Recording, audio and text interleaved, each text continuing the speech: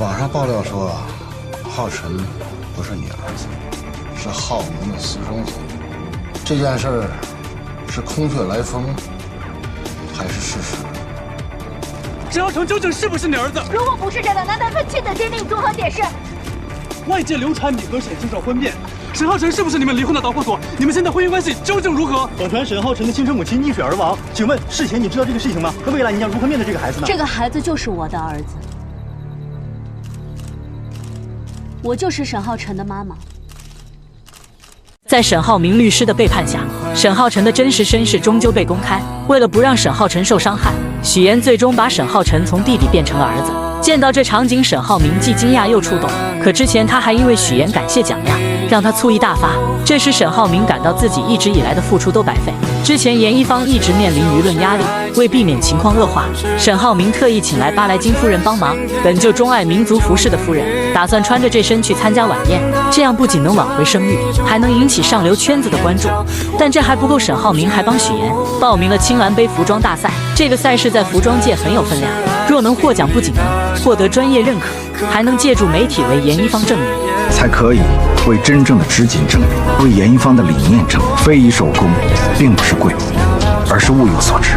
看着沈浩明默默安排这一切，此刻的许岩真心被感动。为了把握这个机会，严一方暂停了日常业务，全力备战青蓝杯大赛。他们的付出终见成效，将国风与时尚完美结合。没想到设计好的参赛作品竟被青蓝杯组委会拒绝，他们认为严一方正处舆论漩涡，参赛会影响比赛声誉。老师是这样的，之所以我们这么坚持要参加这个比赛，是想借这个机会让大众能够分辨是非黑白。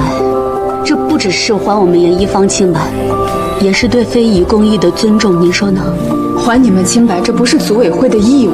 冷酷的组委会毫不通融，反而表示澄清严一方名声不是他们的责任。与其纠缠，不如做好公关，彻底消除严一方的负面印象。面对挫折，许岩没有退缩，他明白这是证明严一方的好机会。得知情况后，沈浩明为帮许岩接受了孙思维的专访。当孙思维以为沈浩明破例接受采访是为他特别安排时，结果被现实打脸。沈浩明表示不再保持低调，是因为严一方遭到恶意打压，导致人们忽视他的优点。我爱人之前是想要闷头做实事，而且他不希望我高调的帮他做宣传，但恰恰是因为这种低调，让有的人恶意的用劣质仿品损害他的声誉。还强调严一房坚持手工织锦，是想向消费者传递文化价值。所谓高价贩卖、情怀欺骗消费者，纯属胡说八道。那些打着正义旗号的网络暴力施暴者才该自我反省。在快节奏时代，许岩选择慢工出细活，不仅传承非遗文化，还让村里留守儿童得到父母陪伴。在沈浩明眼中，许岩是他的骄傲。因沈浩明真诚发声，舆论开始转向，这让许岩看到为严一方证明的希望。他让设计师瑶瑶开启直播，向大家展示真实的严一方，让大众理解严一方的真正意义。果然，他们的发声赢得更多支持，大家开始抵制山寨，尊重原创。由于成功扭转了舆论，严一房获青蓝杯主动邀请。为了让更多人看到作品，许岩带领团队冲刺8强，因为只有8强才有独立展台。通过专业秀台展示，才能展现服装的精湛工艺。经过努力，他们终于成功晋级。但许岩总觉得还缺了什么，秀场展示缺少打动人的力量，让人感受不到服装背后的故事。直到沈浩明给他启发，要他回想创办严一方的初心。最令他感动的是什么？他想起瑶瑶曾说过，彝族女孩从出生起，每个人生重要时刻，母亲都会为他们亲手制作最美的衣裳和闪亮头饰，那一针一线都饱含长辈的深情。姥姥把手艺传给妈妈，妈妈再传给女儿，是传承，也是孕育，是一条一条血脉的纽带，连接了手艺和人。在沈浩明点拨下，许岩终于找到打动人心的方法。果然，在青蓝杯上，严一方大放异彩，不仅实现口碑逆转，更获得巨大商业价值。成功后的许岩特别感谢蒋亮，若不是当初蒋亮投资，严一房可能没有今天。他代表全体员工向他致谢。但这场景让沈浩明很不舒服，尽管于一鸣劝解，也无济于事。看着两人相谈甚欢的样子，吃醋的沈浩明几乎要失控。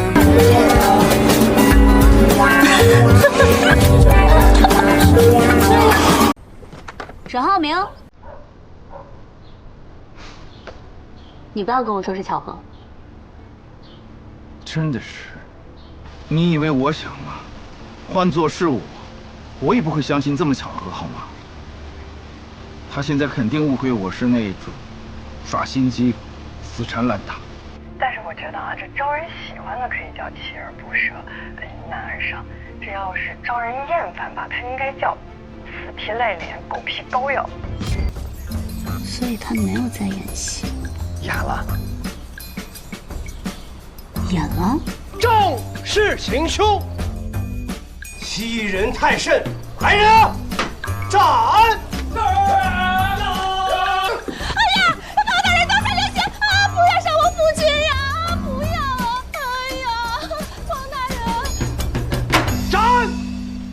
是真的爱演戏啊！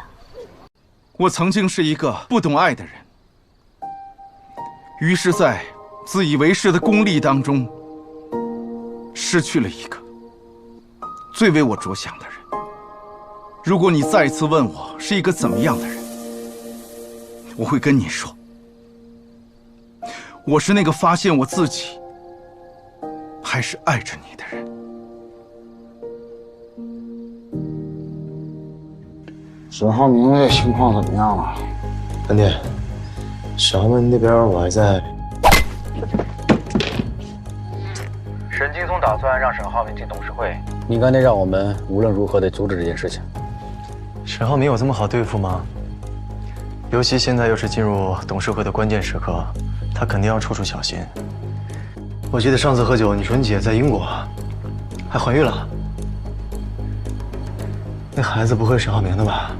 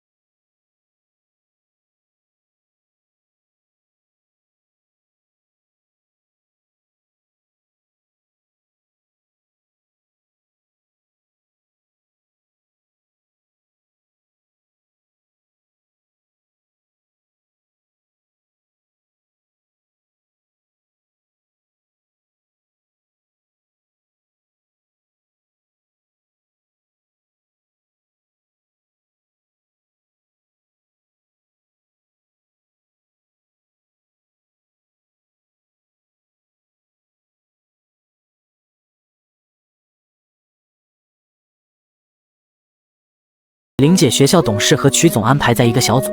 这场创业成功女性的节目一经播出，收视率直接爆表。许妍不仅拿到了主持人的位置，还收获了曲总的好感，更是在婆婆的朋友圈里狠狠地给婆婆长了脸。下一期的家宴节目，曲总还是会去的，不知道马阿姨、孟阿姨有没有时间？于阿姨说了，特意为2位留了名额。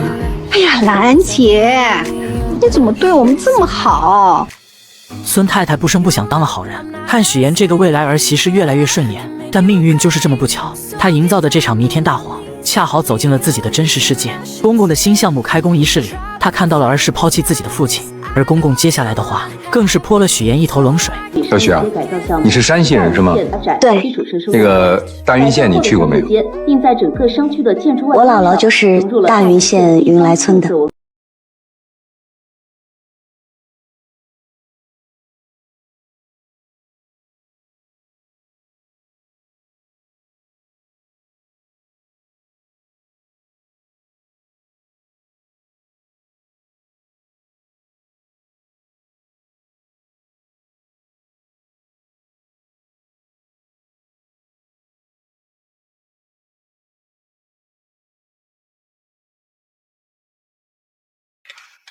许妍悄悄给他转了钱，独自回家的时候，还是不由自主想起了小时候。那时候父母为了要个男孩生下了自己，发现他患有心脏病，又狠心的不想把他养大。你们不要我了，你们不养，我养。妈，他患的是先天性心脏病，我们没钱给他治病啊。是姥姥一直护着自己，带着自己长大，在所有人的嘴里，他从小就是个没人要的野孩子。直到有一天，乔林推开那些人，把自己护在身后。从那刻起，他就认了这个姐姐。你们谁敢娶我妹妹？敢不敢？不敢。但是对于生他的父母，许妍是真的恨了很多年。如果不是到了上学的年纪，他们都不会把他从姥姥家带走。姥姥舍不得他，临别还在不断的叮嘱，让他到了父母身边，一定要多个心眼，多听话。吃饭的时候不要跟姐姐抢，懂吗？姥姥会想你的。他真的听了姥姥的话，什么都不和姐姐抢，所有的事都自己做。他只是个6岁的孩子。妈带你洗澡去。妈妈，我会洗澡。那这样，把脏衣服脱下来，妈妈给你洗好吗？妈妈，我会洗衣服。就这么懂事的孩子，在这个家里活得像个空气一样。他比姐姐懂事，比姐姐听话。大人忘了关炉子，爸爸发现煤气中毒的时候，疯了一样抱走了姐姐乔林，却没发现屋里的许妍也趴在桌上。他们在楼下为了姐姐撕心裂肺，根本想不起自己最小的女儿。哪怕住在医院，爸妈永远都围绕着姐姐，只有许妍像个外人一样，融不进这个家。他们慢慢长大，姐姐任性调皮打架，爸爸妈妈永远护着她。而妹妹许妍的生日，只有姥姥默默陪着。哪怕这样，许妍也很听话，很听话。直到考年级前30名的她，听到了父亲悄悄告诉老师不让上大学的消息。受了一辈子委屈的女孩，第一次反抗了爸爸。你凭什么不让我参加高考？你凭什么不让我参加高考？凭我是你爸，凭我是一家之主。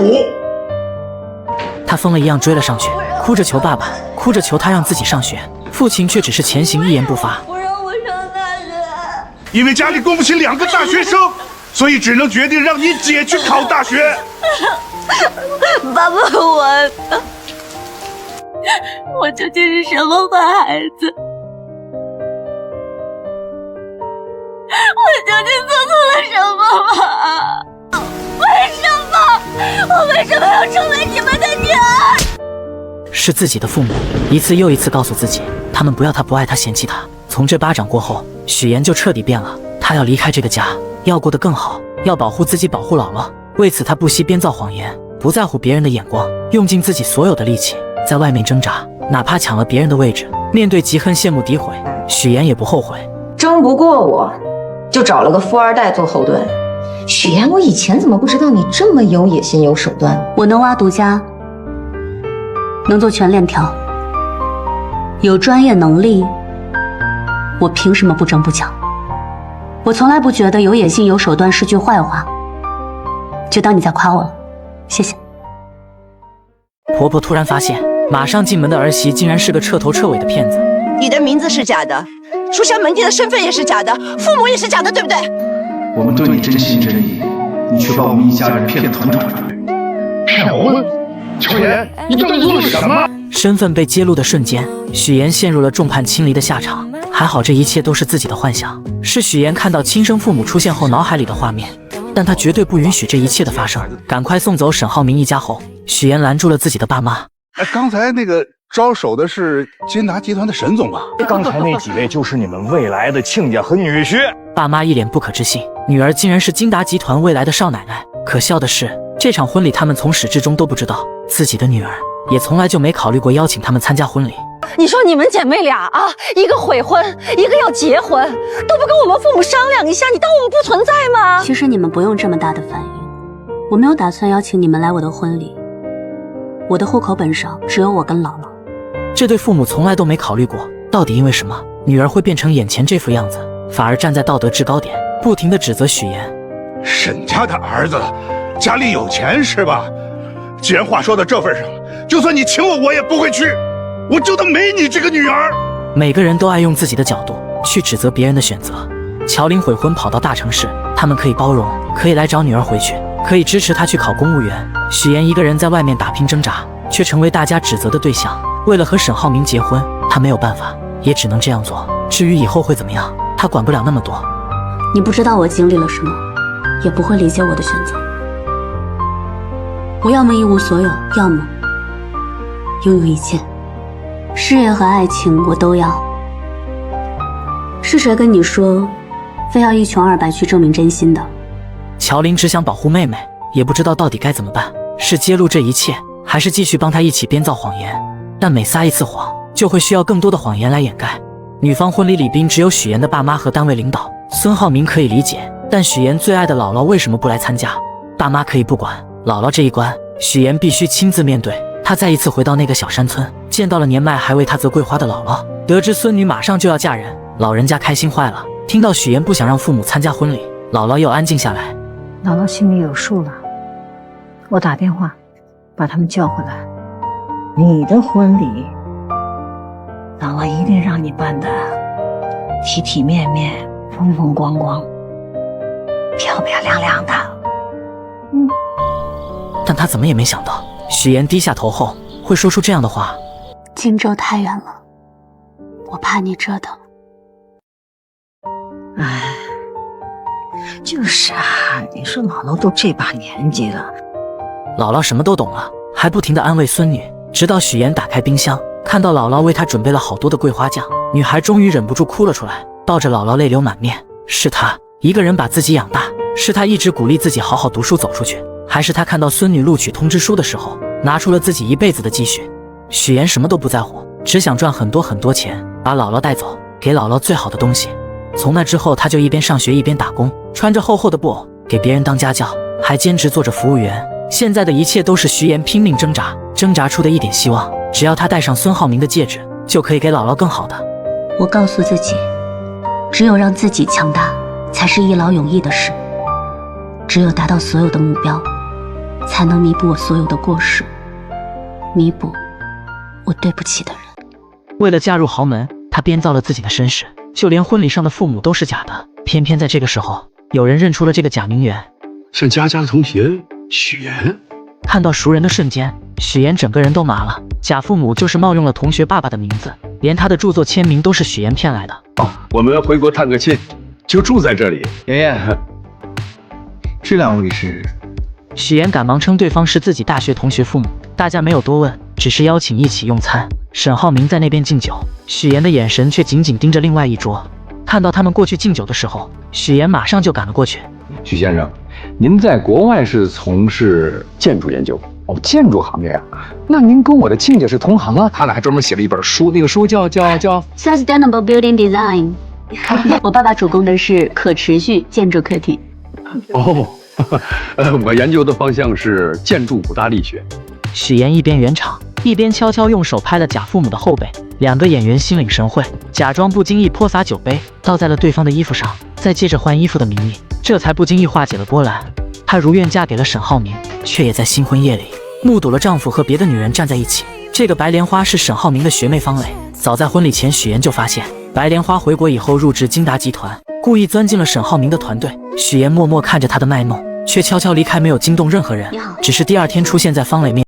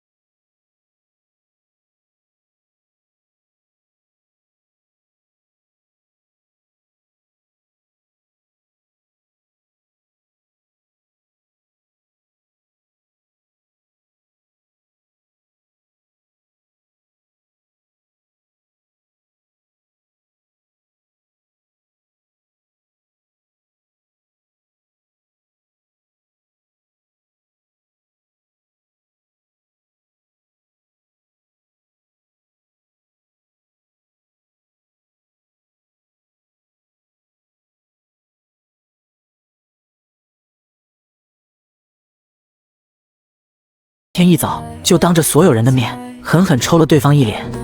那边有家牛排馆，很好吃，以前浩明哥经常带我去吃。你浩明哥还带你去过哪些地方？麻烦你都整理好发给我。喝了酒就别进泳池，容易被淹死。他们一起。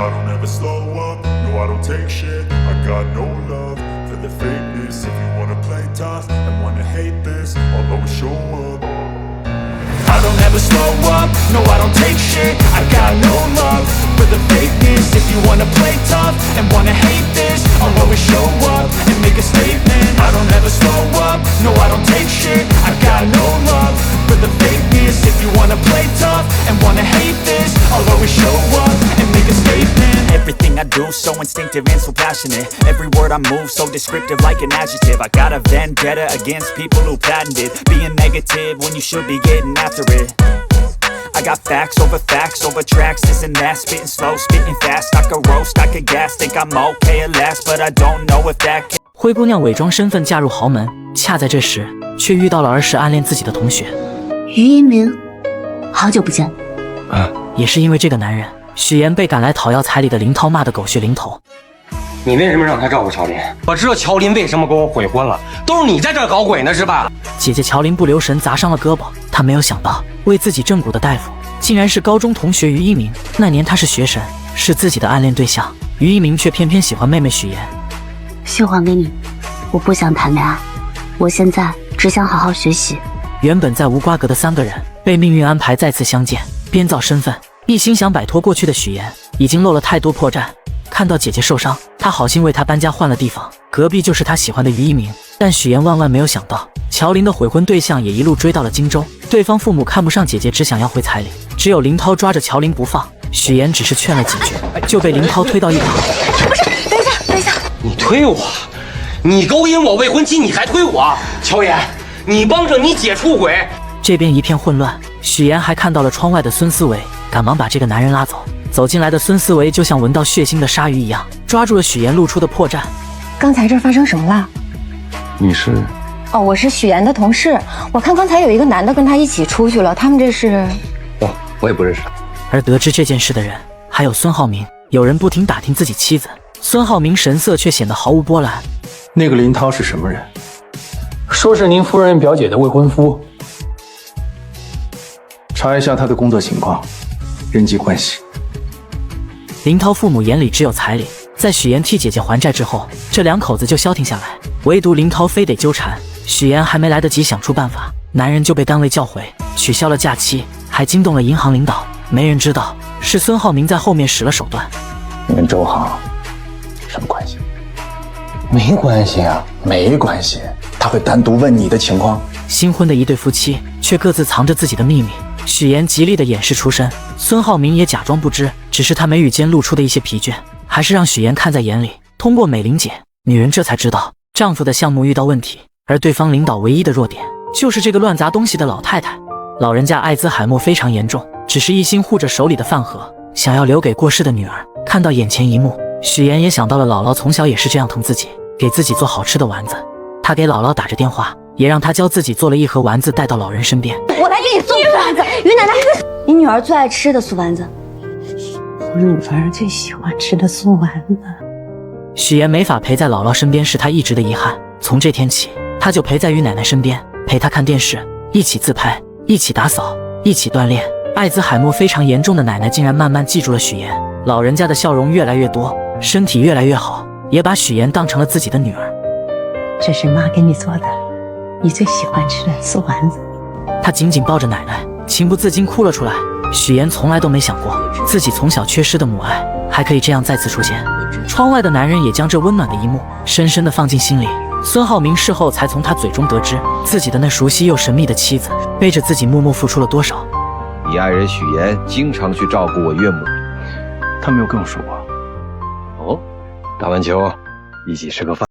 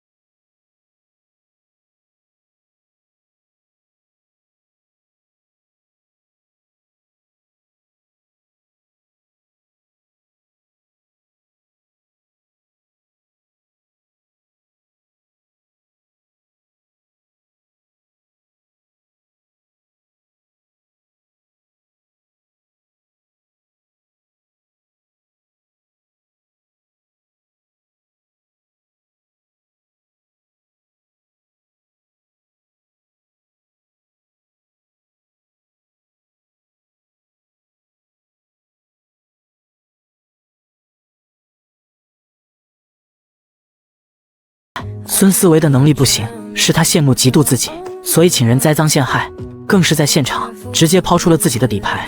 不是，那人不是我。高先生，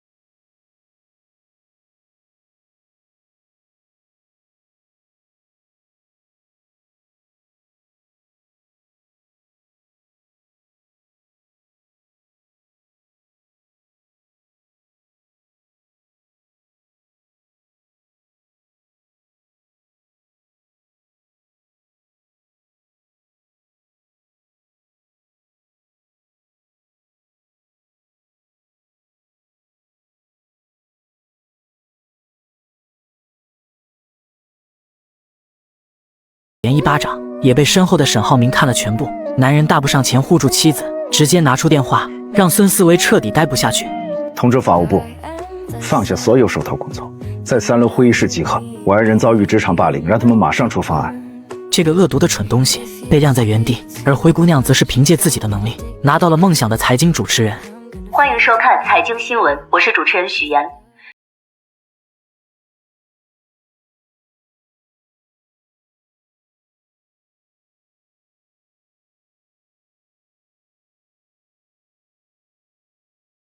感恩戴德，我家里有点私事儿，明天想请1天假。放心走，我来做。我觉得你现在跟以前不太一样了，更像这个家的女主人。许岩的付出终于得到回报，自从她嫁给沈浩明，真的改变了整个沈家。家里的大人们都在忙，沈太太更是各种应酬。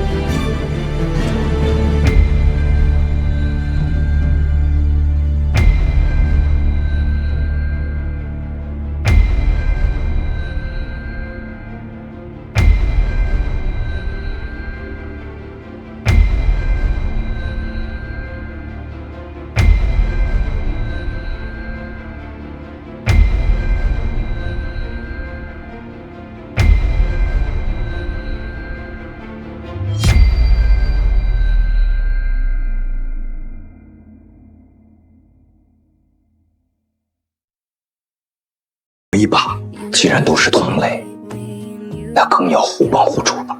许岩当上财经主持人后，得到了公婆的一致好评。这套名贵的红宝石就是沈太太的奖励，但她越是出名，身份的破绽就越明显。眼前这个周泽远盯上了她。5年前的一次偶遇，许岩认识了周泽远，两人都在争取想要的岗位。在家庭成员那栏里，猎头不停地蛊惑许岩，好的出身才能带来优势，真相只能变成污点。你就填国外经商，你放心，这种情况通常无法核实，比较保险。我劝你不要听他忽悠，简历造假等同于在自己的职业生涯当中埋下了一颗不定时的炸弹，到那个时候，你的信誉和你之前所付出的所有努力都将付之东流。那时的许岩还比较单纯，他仔细考虑过后，在亲属那栏里填入了父母开理发店的真实出身。猎头断然拒绝了这份简历。同样失去机会的两个人，成了一对彼此鼓励的朋友。他们5年之后再见，周泽远还是意气风发，满怀豪情，创办了自己的公司，身上衣着非富即贵。男人一心想要争取孙浩明的注资，许岩也愿意帮助这个朋友。谁知在厕所的时候，他听到了一旁的真相。网站一做，啥也不干，一天500呢，就是一家皮包公司。哎，反正也无所谓，他们不考专业知识。再次来到大厅，许岩试探地想让员工展示，男人脸色大变，东扯西扯，乱找理由。身后的客服装模作样，电话线却根本没有接通。趁他离开工位，许岩更是发现桌上的文件夹一片空白。周泽远来这只是为了骗钱，他断然拒绝了周泽远的要求。没想到自己的出身却被男人当成要挟的手段。你和我先生的合作不可能达成。其实被你看穿，我一点也不惊讶，毕竟请迷饰演的套路，你比我熟悉。那你为什么要隐瞒自己的家庭背景？你为什么要把自己的亲生父母给隐藏起来？你的那对假父母的确挺像高知精英，只是她万万没有想到，婆婆在家招待晚宴，马总竟然带来了周泽远。男人在桌上侃侃而谈，嘴里的话术和自己的仿佛一模一样。您身上穿的这件衣服是意大利著名设计师 May Jordan 的作品吧？他从 Parsons 毕业的时候在纽约办了个秀，我和他是在发布会上认识的。许岩一脸不自然，他不会帮周泽远，也不敢揭穿男人的真面目，借口接水离开之后，周泽远竟然追了上来，彻底撕破脸皮，把许岩逼到绝境。让你老公投资的事儿，我是跟你聊呢，还是跟你婆婆聊？你的商业计划书和你的财务报表，无论是我婆婆还是我先生看，都会发现漏洞。周泽远还在蛊惑，只要沈浩明很少的钱，不停麻痹许岩的底线。女人却一眼看穿，他要的不只是钱，还有沈浩明的名声。沈浩明只要出资，就是在给周泽远的皮包公司背书，去市场上骗更多的钱。男人恶心的嘴脸更是让人作呕。聪明的女人看起来真性感，你真恶心。你可千万别告诉我你是真心实意的爱沈浩明这个人，并不是爱他的钱。一个贫寒女骗子嫁入豪门，她不是为了钱，她居然玩起了纯爱。你说这是不是比天方夜谭更？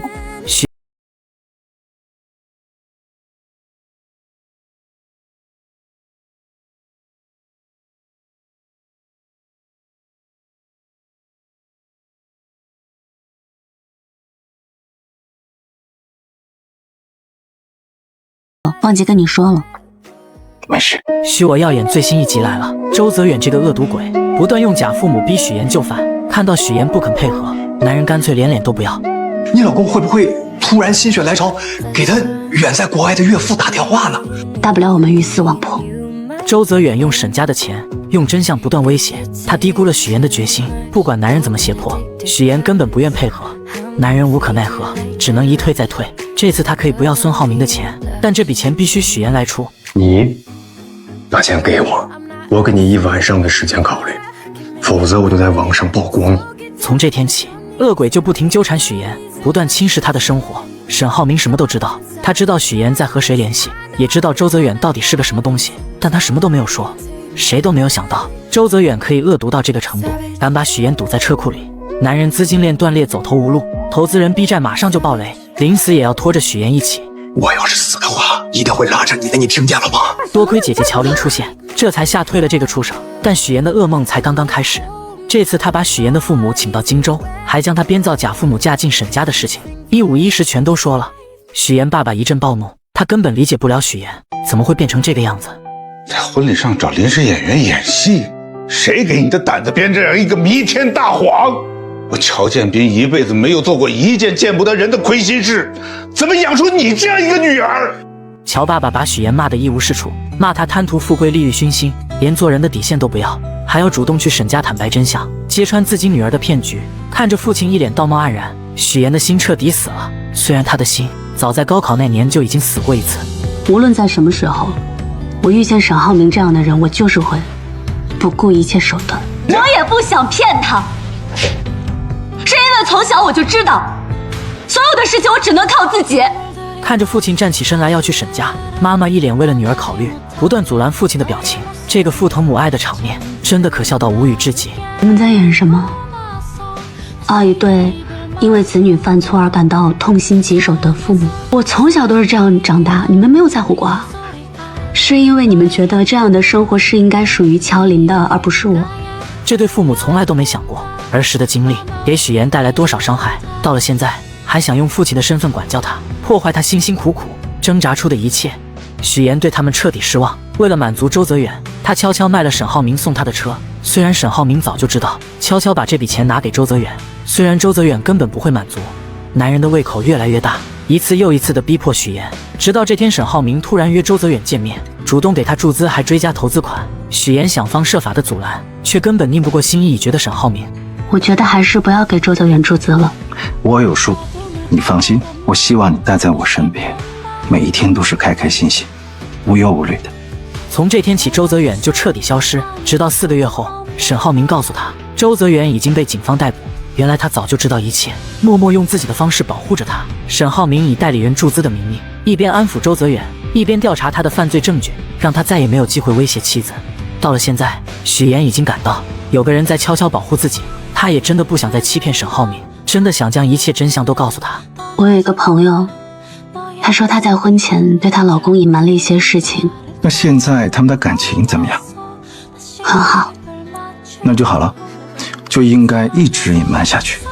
许妍根本看不透眼前的丈夫，沈浩明不停地向她洗脑，只要结果，过程不重要。坦白的生活如果扎上了刺，就再也回不去了。新婚夫妻却有着各自的秘密，妻子编造了自己的出身，丈夫和别人有过孩子，沈浩明的秘密终于藏不住了。谁让你见他的？我们是有血缘关系的，我跟你原本就是真正意义上割舍不断的家人。酒会里，方磊看到沈浩明的瞬间，白莲花就变了样子。为了帮他维护生意，也为了提醒沈浩明他们曾经共同的记忆，番茄汁，然后再加蜂蜜，番茄酱加蜂蜜啊，祖传的。她是方磊的姐姐，也是沈浩明曾经的女朋友。那时的方磊羡慕他们的甜蜜，也一直爱慕着这个姐夫。他处心积虑表现自己，为了沈浩明讨好别人，不惜为对方蹲下擦鞋，甘愿做沈浩明身后的女人。但许妍不会这样作践自己，她是以记者的装束出现，反倒吸引了对方注意。在对方善意的借出礼服后，才真正展现了自己的魅力。很漂亮，小沈总真的很好福气，娶到你这么漂亮的妻子。我不太想要成为丈夫背后的女人，我更希望一切都在自己的手中，而不是成为谁的附属品。聪明的女人就是这样。许妍来此之前就做好背调，熟悉对方性情，用对方希望的方式出现，哪怕蒋云可以轻易看穿自己，也在对方心中留下难以磨灭的印象。穿着工作服现身，也是为了模仿我之前当记者时候的穿着。不过没关系，你成功了。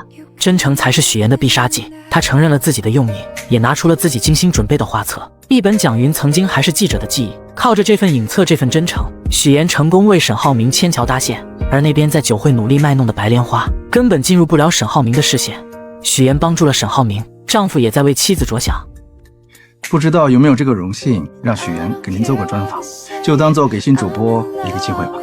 沈浩明没有趁机谈生意，在乎的是许妍的事业。他们彼此成就，互相成长。那边的白莲花却在趁着酒醉，不断卖弄自己的可怜。我觉得自己真的很没用，我差点比不上他。他是真的可怜，也是真的喜欢，只是故意留下姐姐的手链，让沈浩明心里没有那般平静。现在他在乎的只有许妍。为了奖励知心老婆，霸道总裁又开始送礼。送给你的，我受之有愧了。做我的老婆要习惯收礼物。沈浩明对自己越好，自己收到的礼物越多，许妍心里就越懊悔。她不知该怎么向沈浩明坦白，也不知道自己该怎么做。直到自己生日，许妍坐在沈浩明备好的蛋糕边上，等了男人整整1晚，沈浩明却始终没有出现。因为在此之前，男人收到了方磊的短信，他他悄悄去看了沈浩辰，那个沈浩明的孩子。我警告你，这是最后一次，你不要再越界。我们是有血缘关系的，那为什么你要娶了一个毫不相关的女人？为什么不能等等我呢？男人转身离开，方磊却要自寻短见。沈浩明没有办法，只能抱着他赶去医院。那边拨通丈夫助理的许岩突然发现沈浩明骗了自己，他也背着自己藏了秘密。世峰跟金达要有一个签约，临时有个会。就像许岩隐瞒了自己的出身，沈浩明也不敢告诉他，方磊的姐姐溺水身亡，而沈浩辰是他们留下的孩子。他潜水的时候发生意外了。为了隐瞒自己在婚前有个孩子，他故意配合妻子的谎言。从始至终，孙浩明都在利用他，他需要的只是一个结婚证上的名字。浩明跟浩辰根本不是亲兄弟，而是亲父子。我姐意外怀孕，生下了浩辰。沈金松和于兰担心未婚生子传出去不好听，对外他们就说给浩明添了个弟弟。沈浩明才是彻头彻尾的骗子。新区项目他需要方磊父亲的资金，于是故意给方磊机会表现自己。看到方磊头晕不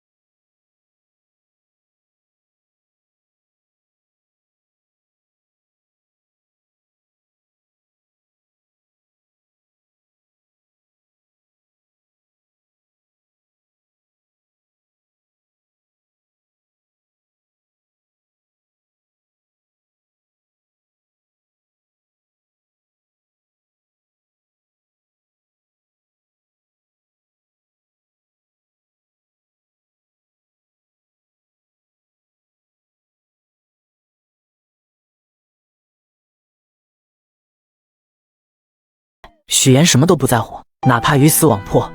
是想要和平分手，还是鱼死网破？看着许岩毫不留恋转身就走，沈浩明不懂为什么他会这样坚决。明明几天前许岩还在和方磊争风吃醋。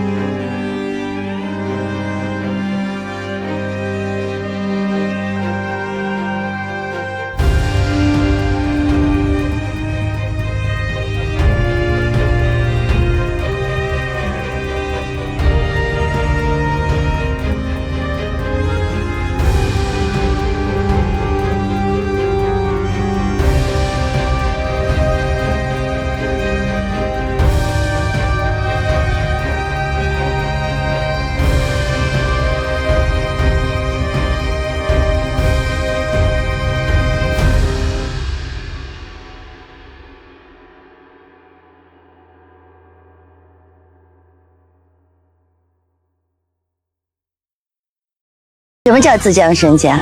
谁瞧不起谁啊？你跟你老公开建材厂那会儿，也睡过仓库吧？创业不需要日晒雨淋吗？从这一刻起，沈家的底蕴才真正显现出来。沈家能有现在的声势，起码一半的功劳都应在于兰身上。而挑拨人心方磊在他身边，仿佛就像一只蠢豹的小丑。往上数3代，谁家不是农民？我也不过只是一个包工头的老婆。咱们几个才有钱几天啊，就忘本了。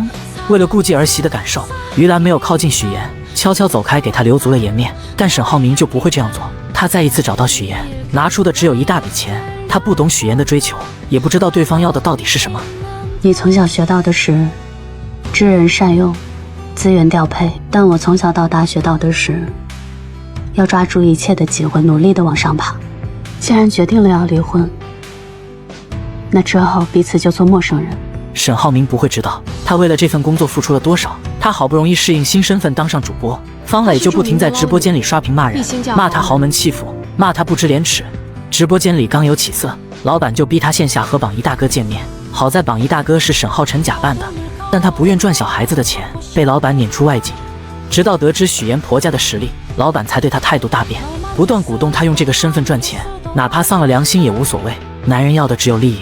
只要你让你婆婆和她那些老总朋友穿上咱们的衣服，在镜头面前晃一晃，我跟你说，这个销量啊，绝对一飞冲天。看到许岩不愿答应，老板又换了主意，让许岩打造名媛人设，讲一讲贵妇圈里的故事。怎么嫁入豪门呢？婚姻大战、财产分割，恶斗贵妇婆婆。看到许岩还是不愿，男人索性演都不演，将她带货1个月挣得2万块钱，生生压到了1400。许岩这才明白，跟着这个男人得不到自己想要的生活。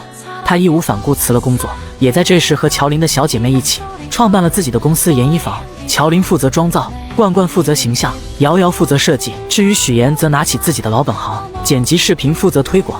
他们努力了1个多月，想方设法推广自己的民族服饰，却只收获了10几个粉丝。也在这时，许妍嫁过豪门的经历让她发现了研衣坊的缺陷。他们和那些小众高奢的区别在于没有灵魂，受众群太窄。有一个英国的品牌也是遵循的是端庄、精致、童话风，融入了品牌经典的古典元素，让穿运动风的女生也能够精致少女风。他们积极改良自己的民风服饰，让大家穿得更自由，可以通勤，也能够大气。而此时的沈浩明突然发现直播间里的许妍再也不见，男人想方设法打听到许妍的近况，也在这时解决掉项目困难。原来集团出了内鬼，一心想搞垮沈家，串通项目经理，想把沈家赶出董事会。他查到了集团内鬼，成功向父亲复命，但此时的集团风雨飘摇，内鬼都盯着沈家唯一的破绽。现在对他们最致命的事儿就是沈浩明的婚姻，你去调查一下，一定要拿到沈浩明离婚的证据。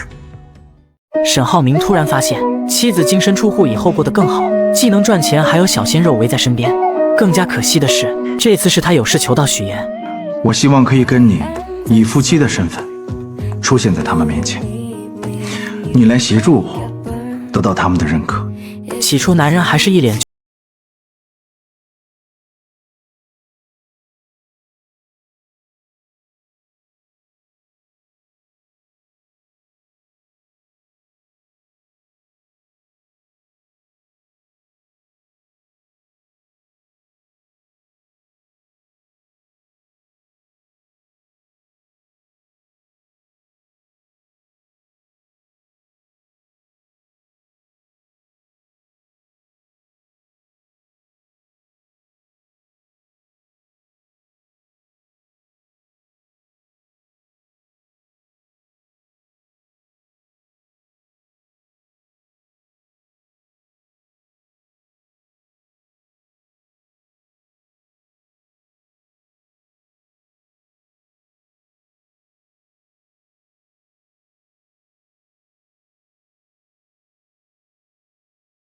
他们第一次出现，两人都是芭比粉的模样，装模作样走到吧台，还各种搞怪秀恩爱，把一边的老外都看傻了眼。如果今天办不了入住，我们只能露营了。那我们就可以就这样吧。谁知对方不喜欢芭比，中意的是暮光之城爱德华贝拉。第二次两人出现，便是一身暗黑装扮，黑色机车，白色染发，活脱脱的机车党。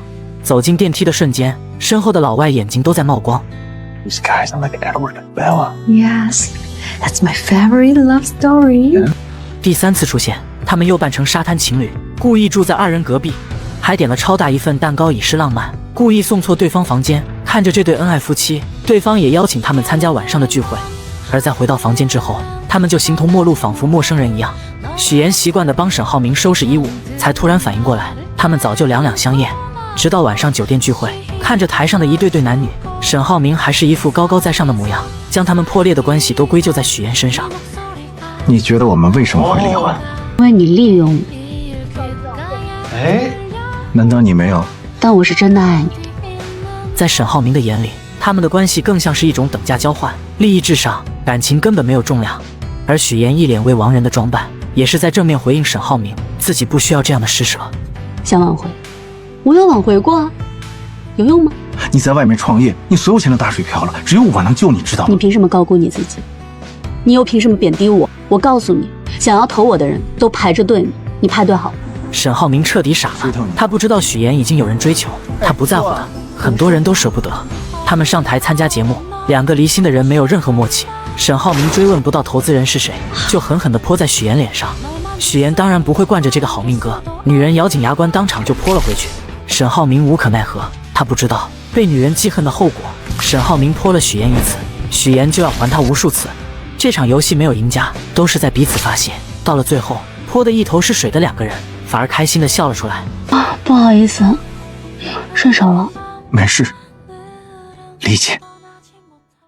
男人拿出戒指，跪在妻子面前，努力祈求对方的原谅。可笑的是，他们早就两两相厌，离婚冷静期后就再无瓜葛。给我一次机会可以吗？更可笑的是，他的低头认错，还是因为竞争对手的挑衅？如果没有这个尖嘴猴腮的男人，许妍根本不敢相信沈浩明会有这样的表现。这许小姐怎么没戴婚戒啊？难怪外界会传一些流言蜚语，说你们婚变。自从昨天的游戏过后，许妍和沈浩明的距离拉近了很多很多。一对还在离婚冷静期的男女，在外人面前假扮恩爱夫妻，所有人都觉得他们非常恩爱。男人如愿谈成生意，也第一次向许妍提起了儿子的身世。那时的他年少无知，与方瑜分手2个月后，突然得知他有了孩子。他们早已没有感情，但为了孩子考虑，他背着父母留下孩子，却万没有想到方瑜潜水出了意外。而亲子报告显示，沈浩辰真的就是他的儿子。从那之后，沈浩辰成了他的污点，父亲对他特别不满，多次拒绝他进董事会的要求，集团内部也对他多有意见。只有许妍想到，沈爸爸一直以来的限制，或许是为了保护沈浩明。这么大一个集团公司，这么多眼睛都盯着你，你的一丁点的错误就会被无限放大。也许你爸爸在想，对你严格，好过别人会欺负你。